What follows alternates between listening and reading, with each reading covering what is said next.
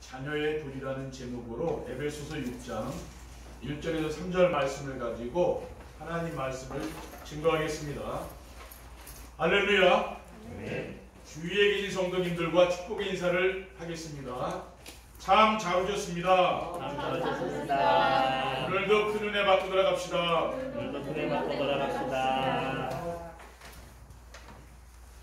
오늘은 5월 셋째 주일입니다. 오늘 본문의 말씀을 보시면은 자녀들아 주 안에서 너희 부모에게 순종하라 이것이 옳으니라. 내 아버지와 어머니를 공경하라 이것은 약속 있는 첫 계명이니 이로써 내가 잘되고 장수하리라 라고 했습니다.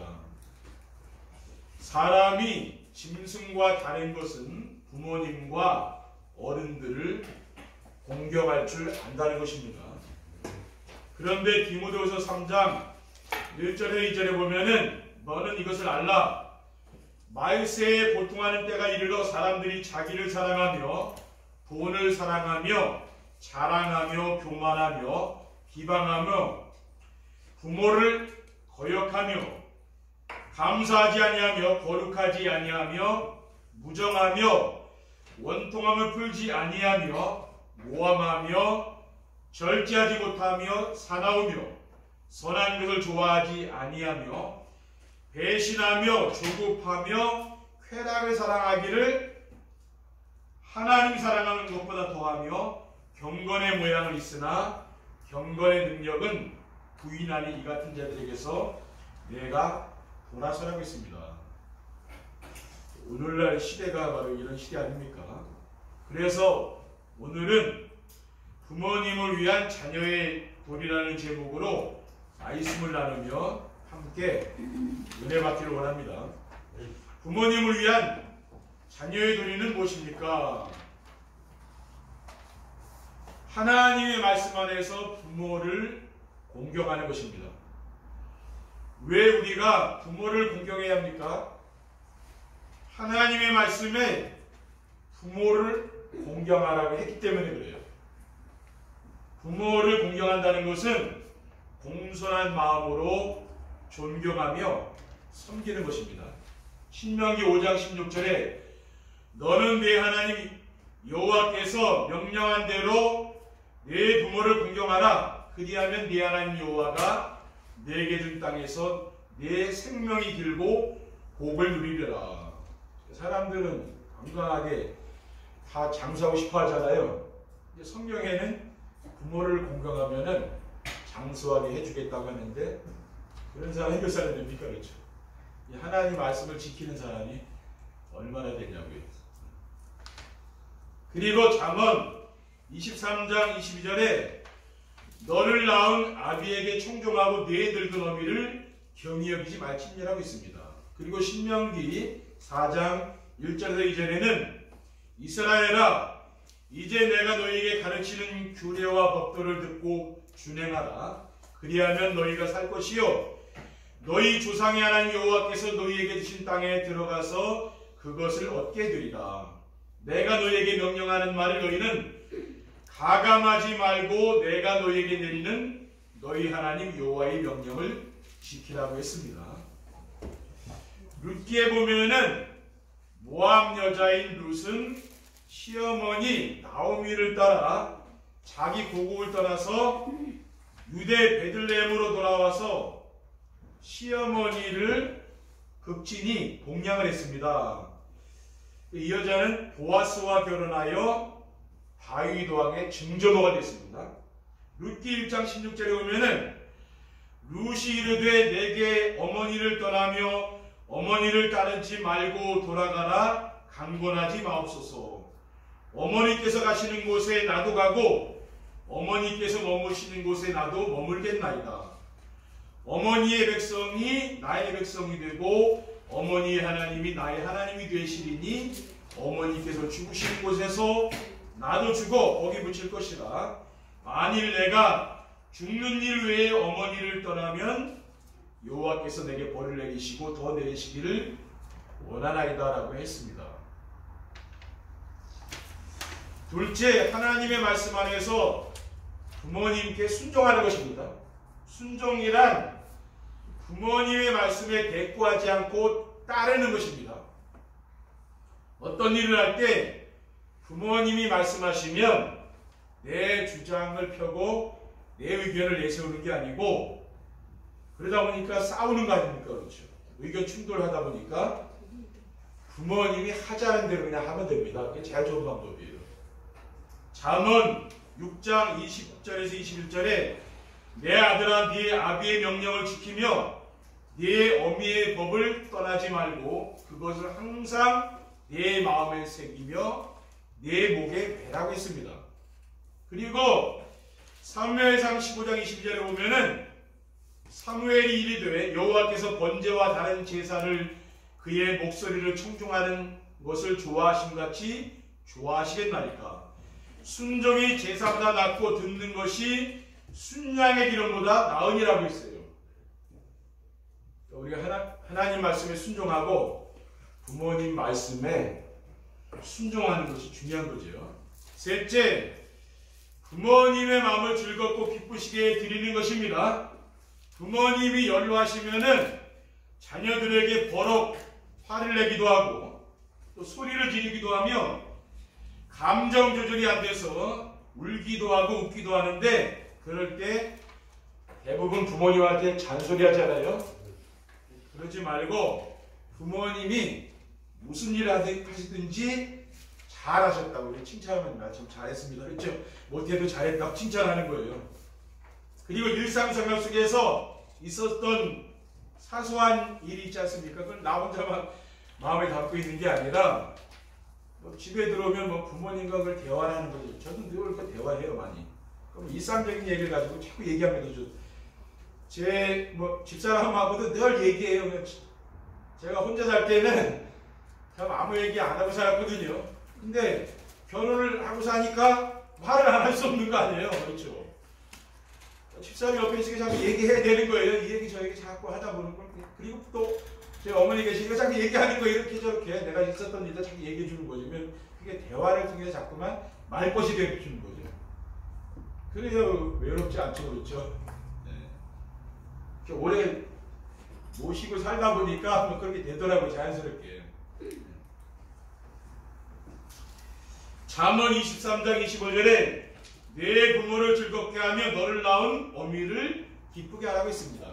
그리고 잠언 10장 1절에는 지혜로운 아들은 아비를 기쁘게 하거니와 미련한 아들은 어미의 근심이라고 했습니다. 그리고 부모님의 마음을 즐겁고 기쁘게 해드리는 길은 모든 일에 순종하는 것입니다. 골로새서 3장 20절에 보면은 자녀들아 모든 일에 부모에게 순종하라. 이는 주 안에서 기쁘게 하는 것이니라고 하였기 때문입니다.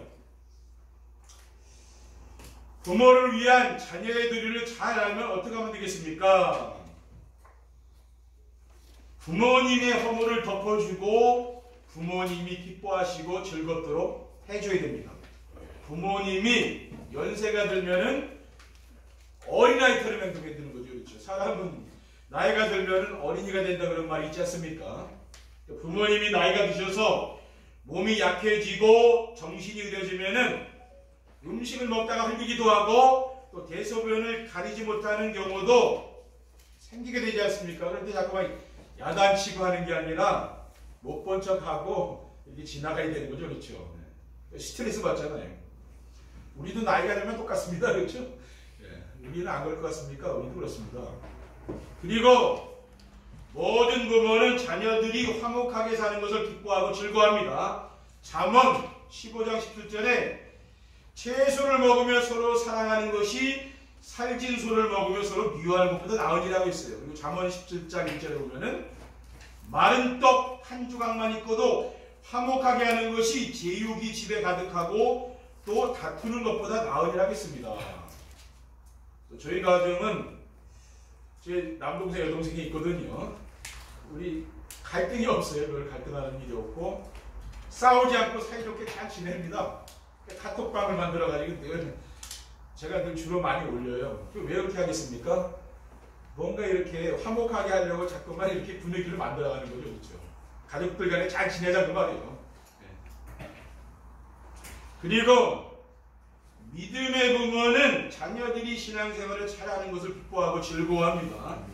그래서 우리 성도님들이 예배 생활을 잘하는 것이 부모님을 가장 기쁘시게 해드리는 길이 되는 것을 믿으시기 바랍니다.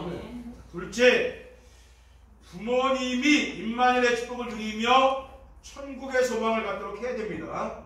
그러기 위해서는 부모님에게 그리스도의 비밀을 알려주고 누리도록 해줘야 됩니다. 왜냐하면 그리스도는 인생 문제의 완전 해답이기 때문입니다. 다른 답이 없는 거죠. 인생의 모든 문제는 궁창과 만물을 지으시고 다스리시는 창조주 하나님을 떠나서 시작된 거예요. 창세기 1장 1절에 태초에 하나님이 천지를 창조하시니라라고 있습니다. 가만히 저도 이렇게 생각해 보거든요. 요즘은 밤에 시원하니까 밖에 나가서 운동하면서 하늘을 많이 바라본다. 별 뭐 이렇게 다 이렇게 떠 있잖아요, 그렇죠? 근데 가만히 이렇게 생각해 보면 앉아서 이 지구가 지금 이게 굉장히 지금 태양을 계속 돌고 있지 않습니까, 그렇죠? 근데 우리가 차를 타고 아무리 많이 달려도 120km 달리잖아요. 근데 그거보다 엄청 빠르게 지금 막 이게 움직이고 있거든요. 근데 우리는 전혀 못 느끼잖아요, 그렇죠? 이 태양, 이 지구가 지금 돌고 있는 거 움직이는 사람 있습니까? 근데 그 소리가 밖에서 들리면 엄청 크대. 우리 귀로 이거 들으면 귀 나가죠, 귀청이 이거. 근데 그 정도로 이게 소리가 소음이 센데도 우리 사람에게 안 들린다고 합니다. 근데 이게 계속 지금 지구가 움직이고 있거든요. 태양이 뜨고 달이 뜨는 걸 알 수가 있잖아요. 지구가 움직인다는 게. 그죠? 근데 우리는 못 느끼잖아요. 그게 얼마나 신기합니까? 근데 그게 누가 만든, 그게 하나님이 그걸 만들어 놓고 지구는 계속 지금 움직이고 있거든요. 근데 우리는 전혀 못 느끼고 살잖아요. 근데 우리는 이런 생각을 잘 안 하고 살잖아요. 땅의 일만 늘 생각하잖아요. 그렇죠? 영양무시 걱정 아니라 그런 하나님이 만들어 놓은 이런 창조의 신비를 우리가 사람들이 생각을 안 하거든요. 그 생각을 해보시죠. 하늘을 자꾸 바라보시라니까요. 땅만 바라보고 사는 게 아니라 그런 염려의식만 쌓인다니까요. 여러분이 하늘을 바라보시고 사세요. 그렇죠? 우리 하나님이 그렇게 만든 거예요. 하나님을 바라보고 살도록 그렇게 만든 거죠. 그렇죠? 창조주 하나님을 만나면은 인생의 모든 문제가 깨끗이 해결됩니다. 그 길이 바로 그리스도죠. 그래서 그리스도는 하나님을 만나는 유일한 길이 되신 참 선지자입니다. 요한복음 14장 1절에 내가 곧 길이요 진리요 생명이니 나로 말미암지 않고는 아버지께로 올 자가 없느니라고 했어요.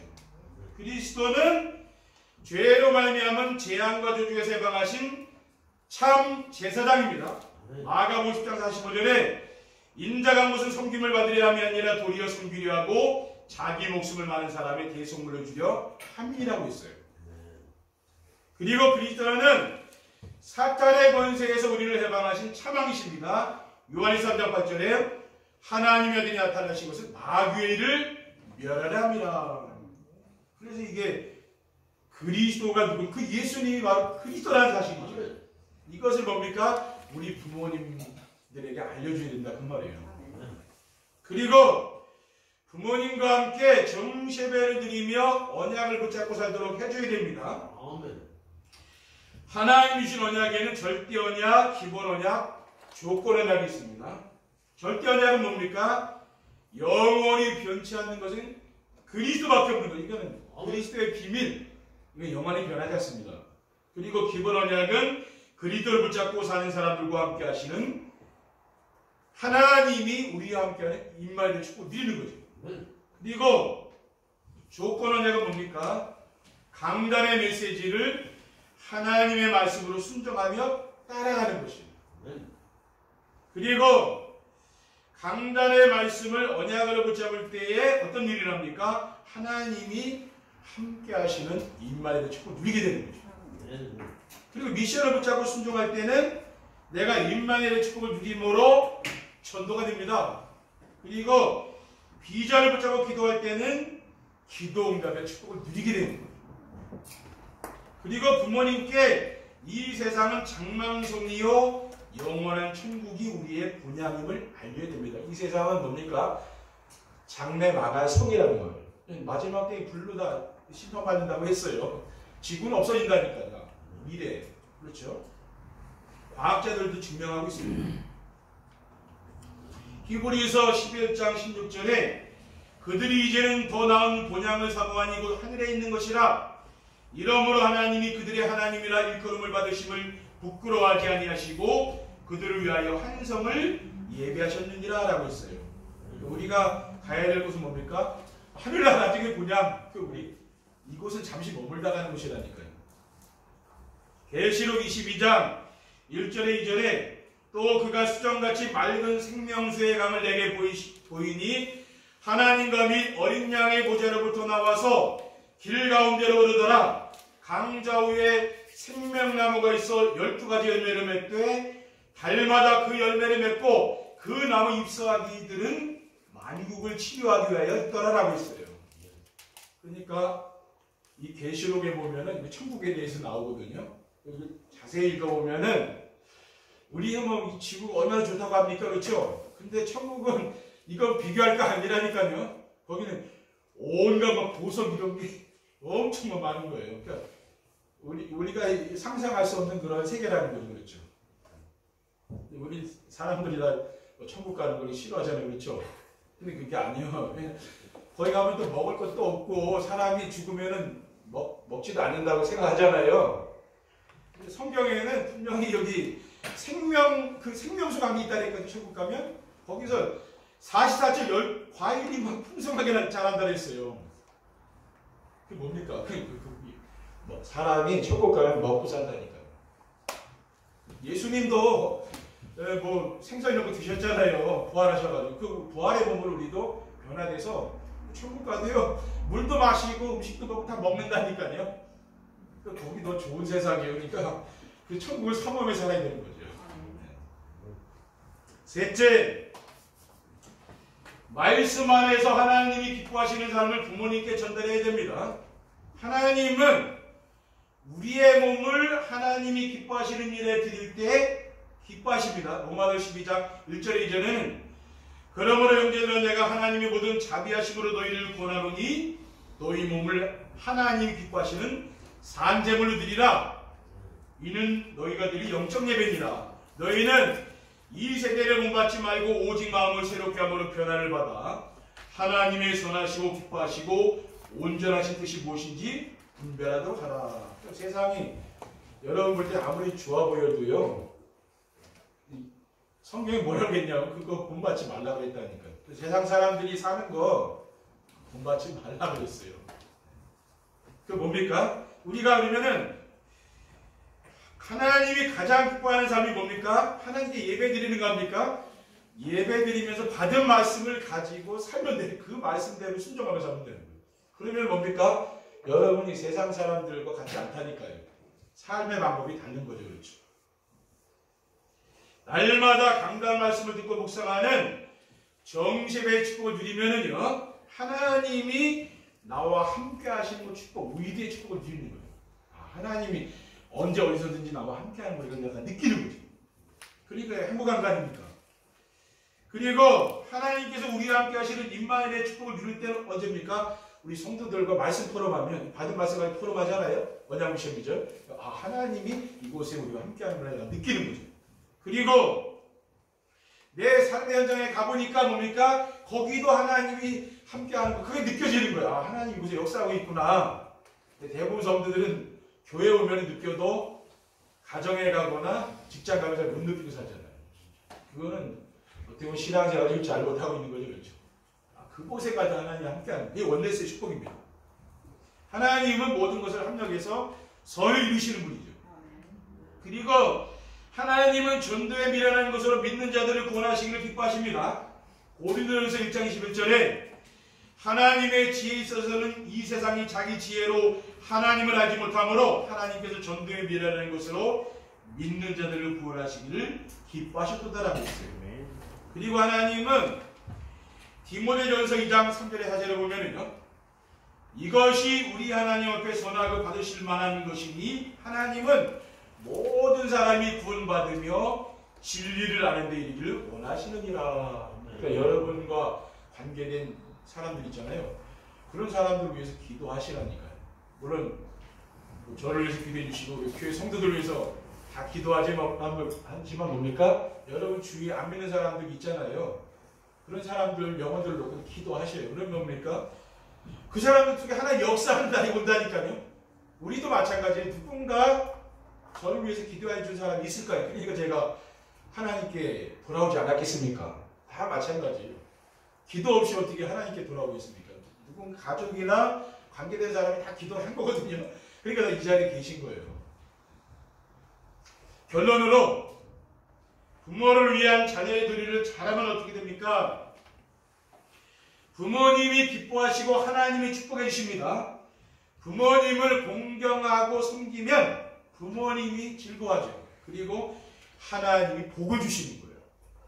하나님의 말씀에 순종하는 자에게는 신명기 28장 1절에 네가 네 하나님 여호와의 말씀을 삼가 듣고 내가 오늘 네게 명령하는 그의 모든 명령을 지켜 행하면은 네 하나님 여호와께서 너를 세계의 모든 민족 위에 뛰어나게 하실 것이다 라고 했어요.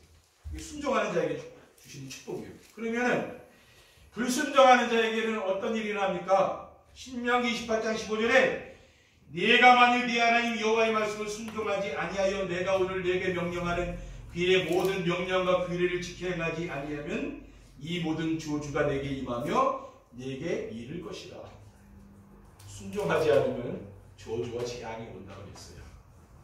둘째, 주변 사람들의 칭찬을 받으며 하나님께 영광이 됩니다.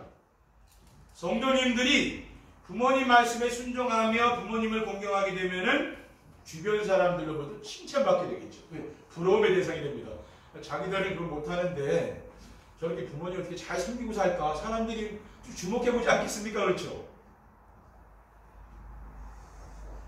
그런데 사람들 중에는 지금 부모님을 대적하고 부모님을 업신여기는 사람들이 너무 많잖아요, 세상에. 우리 성도님들은 얼마나 복받은 사람이니까 부모님을 잘 섬기고 산다는 건 참 저는 복이라고 생각하거든요. 근데 부모님을 무시하고 사는 사람들 얼마나 많습니까? 공부 많이 시켜놨더니 못 배웠다고 깔보고 약보고 그런 자식도 많거든요. 진짜 불효박심한 사람도 많거든요.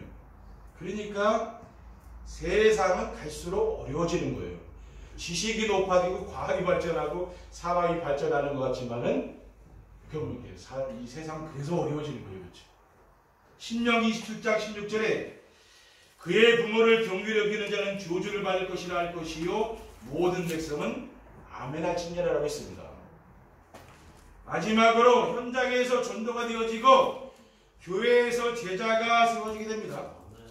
조용한 시간에 혼자서 날마다 정세배의 축복을 누리며 강단 말씀을 하나님 말씀으로 순정함에 따라가는 전도자의 삶을 살면은 나 중심, 물질 중심, 세상 성공 중심의 삶이 변화되는 거예요. 오직 그리스도, 오직 하나님 나라, 오직 성령 충만한 삶으로 변화됩니다. 그러면은 부모님을 공경할 수가 있게 돼요. 자기 중심, 물질 중심, 성공 중심의 삶을 가지고는 부모님을 공경할 수가 없습니다. 오직 그리스도를 자랑하며 섬기며 자기 중심, 물질 중심, 성공 중심에서 해방받으면은 부모님을 공경하는 것이 내가 기쁘고 즐겁죠. 그래서 현장에서 어떤 일이 납니까? 전도가 되어지고 교회에서는 제자가 세워지는 플랫폼이 되는 거예요. 전도는 뭡니까? 이건 삶이죠. 그렇죠? 전도는 말이 아니라 내 삶이 따라줘야 돼요. 나 불신자보다 더 못하게 사는데 전도가 되겠습니까? 그 사람보다는 내가 뭔가 나야 그 사람이 내 영향을 받는 것이지 똑같은데 어떻게 우리 영향을 줍니까? 그건 안 되는 거거든요. 복음은 삶을 얘기하는 거예요. 복음적인 삶, 그렇죠. 그래서 여호수아 24장 15절에 만일 여호와를 섬기는 것이 너희에게 좋지 않게 보이거든 너희 조상들이 강 저쪽에서 섬기던 신들이든지 또는 너희가 거주하는 땅에 있는 아모리 족속의 신들이든지 너희가 섬길 자를 오늘 택하라. 오직 나와 내 집은 여호와를 섬기겠노라 라고 여호수아는 지금 고백하고 있어요. 뭡니까? 우리는 해당 사람들이 우상 섬기고 다른 데다 섬겨도 나는 오직 그리스도만 섬기겠다. 그 믿음을 가지시면 돼요. 아멘. 세상에 무슨 일이 일어나는 거 흔들리지 않고 나는 오직 그리스도만 따라가겠다. 그렇게 여러분이 믿음의 결단을 하는 한 주간 되시기를 주님의 이름으로 축원드립니다. 네. 기도하겠습니다. 네. 사랑의 하나님 감사합니다. 오늘 주신 귀중한 언약의 말씀을 굳게 붙잡고 부모님을 공경하며 이 땅에서 하나님 말씀을 순종하며 살아갈 수 있도록 축복해 주시옵소서. 주 예수 그리스도의 이름으로 기도드립니다. 아멘.